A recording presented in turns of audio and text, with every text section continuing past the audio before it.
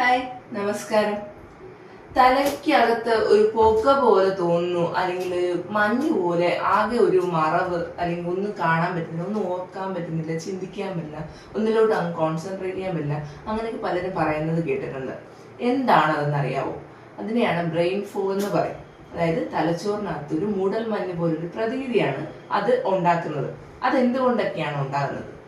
പലപ്പോഴും ഒരാൾക്ക് ഉറക്കക്കുറവ് നല്ലതായിട്ട് ഉണ്ടാകുകയാണെങ്കിൽ സമയത്തിന് ഉറങ്ങാതിരിക്കുക, അല്ലെങ്കിൽ ഉറങ്ങുമ്പോഴത്തേക്കും ശരിയായ ഉറക്കം ലഭിക്കാതിരിക്കുക, നേരത്തെ എഴുന്നേൽക്കേണ്ടി വരിക, അതായത് കൃത്യമായ ഒരു ഡ്യൂറേഷൻ കിട്ടാതെ വരിക, മിനിമം സ്ലീപ്പ് പോലും കിട്ടാതെ വരുന്ന ഒരു സമയത്ത് നമുക്ക് ഈ പറയുന്ന ബ്രെയിൻ ഫോഗ് അനുഭവപ്പെടാൻ സാധ്യതയുണ്ട്.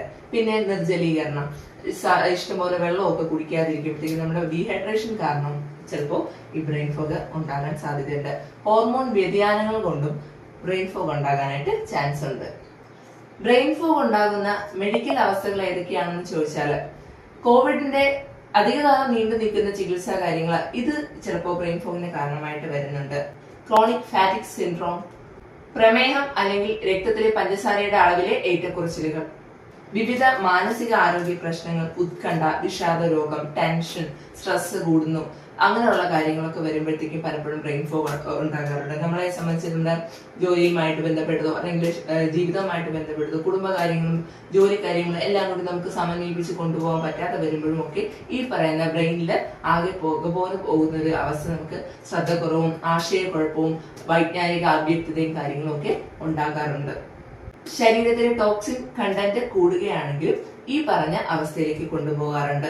ലഹരി ഉപയോഗിച്ചോ അല്ലാതെയോ നമ്മൾ ഈ പറയുന്ന ജങ്ക് ഫുഡ്സ് കാര്യങ്ങൾ യൂസ് ചെയ്യുമ്പോഴത്തേക്കും കെമിക്കൽ ആയിട്ടുള്ള വസ്തുക്കൾ ഉപയോഗിക്കുമ്പോൾ ഉണ്ടാകുന്ന ഈ പ്രശ്നങ്ങളൊക്കെ ചിലപ്പോൾ നമുക്ക് ഭക്ഷണക്രമത്തിലാണെങ്കിലും ശരി ഇത്തരത്തിലുള്ള വ്യത്യാസങ്ങളൊക്കെ നമുക്ക് ഈ പറയുന്ന ബ്രെയിൻ ഫോഗിലേക്ക് കൊണ്ടുപോകാറുണ്ട്. പലപ്പോഴും നമ്മൾ ശ്രദ്ധിച്ചില്ലേ, നമ്മൾ പറയാൻ ഉദ്ദേശിക്കുന്ന വാക്കായിരിക്കും നമ്മൾ പറയുക. നമുക്ക് പലപ്പോഴും വാക്കുകൾ കിട്ടാതെ വരുന്ന ഒരവസ്ഥ ഉണ്ടാവും. നമ്മളിന്ന് തപ്പിത്തടയുന്ന ഒരവസ്ഥ. നമുക്ക് നന്നായിട്ട് അറിയാവുന്ന വാക്കായിരിക്കും ചിലപ്പോൾ കിട്ടാതെ പോകുന്നത്. ഇതൊക്കെയും ബ്രെയിൻ ഫോഗിന്റെ കാരണമാണ്. ബ്രെയിൻ ഫോഗ് ഒരു മെഡിക്കൽ അവസ്ഥയല്ല, പക്ഷേ അണ്ടർലൈങ് ആയിട്ടുള്ള ഇഷ്യൂസിന്റെ ലക്ഷണമാകാം. അതാണ് ഈ പറയുന്ന മാനസികാരോഗ്യ പ്രശ്നങ്ങൾ, ഭക്ഷണക്രമത്തിൽ അല്ലെങ്കിൽ ഡീഹൈഡ്രേഷൻ, ഹോർമോണൽ ഇംബാലൻസസ്, മരുന്നുകൾ, അങ്ങനെയുള്ള കാര്യങ്ങളൊക്കെ ഇതിന്റെ കാരണമായിട്ട് വരാം.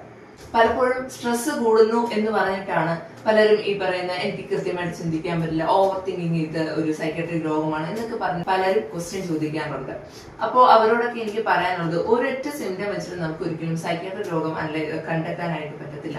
ഒരുപാട് ഫാക്ടേഴ്സ് ഇതുമായിട്ട് ബന്ധപ്പെട്ടുണ്ടാവും. ഇതെല്ലാം തന്നെ പരിശോധിച്ചാൽ നമുക്ക് ഒരു രോഗമാണ് എന്നുള്ളതിനെ കുറിച്ച് പറയാനായിട്ട് പറ്റും.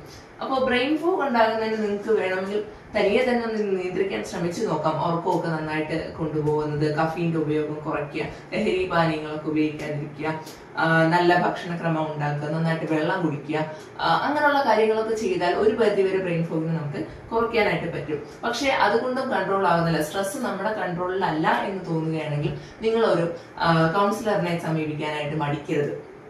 മൂന്നാമത് ഒരാളുടെ സഹായം എന്തുകൊണ്ടും നല്ലതായിരിക്കും. നിങ്ങൾക്ക് മനസ്സ് തുറന്ന് പറയാൻ കഴിയുന്ന ഒരാൾ നിങ്ങളെ കേൾക്കാനുണ്ടെങ്കിൽ അത് ഒത്തിരി പ്രയോജനപ്പെടും. പക്ഷേ പ്രൊഫഷണൽ ഹെൽപ്പ് ആയിരിക്കും എപ്പോഴും നല്ലത്. മനസ്സ് തുറന്ന് കേൾക്കാൻ ഒരാളുണ്ടെങ്കിലും ആ ആൾക്ക് ചിലപ്പം ആധികാരികമായിട്ട് ഒരു കാര്യത്തിനെ കുറിച്ച് പറഞ്ഞു തരാനുള്ള അറിവ് ചിലപ്പോൾ ഉണ്ടാകണമെന്നില്ല. അപ്പോൾ അവിടെ നമുക്ക് പ്രൊഫഷണൽ ഹെൽപ്പ് തേടാം. സൈക്കോളജിസ്റ്റുകൾ, കൗൺസിലേഴ്സ്, ഇവരെയൊക്കെ നമുക്ക് ഇതിനായിട്ട് സമീപിക്കാവുന്നതാണ്. നിങ്ങളുടെ ബ്രെയിൻ ഫോഗ് എന്തെങ്കിലും സംഭവിച്ചിട്ടുണ്ടെങ്കിൽ അതിനെപ്പറ്റിയുള്ള സംശയങ്ങളോ കാര്യങ്ങളോ ഉണ്ടെങ്കിൽ നിങ്ങൾക്ക് കമന്റ് ചെയ്യാം. ഇതിനെക്കുറിച്ച് എന്നാൽ കൂടുതൽ ഡീറ്റെയിൽ ആയിട്ടുള്ള വീഡിയോകൾ ചെയ്യുന്നതായിരിക്കും. തുടർന്ന് സൈക്കോളജിക്കൽ ആയിട്ടുള്ള ഇൻഫർമേഷൻസ് നിങ്ങൾക്ക് ലഭിക്കാനായിട്ട് വീഡിയോസുകൾ കാണാനായിട്ട് ഈ ചാനൽ സബ്സ്ക്രൈബ് ചെയ്യുക. The mind notes by Revathi. അതുപോലെ ഇൻസ്റ്റാഗ്രാമിൽ ഫോളോ ചെയ്യുക, സൈക്കോളജിസ്റ്റ് രേവതി എന്നുള്ള പേജ്. Thank you.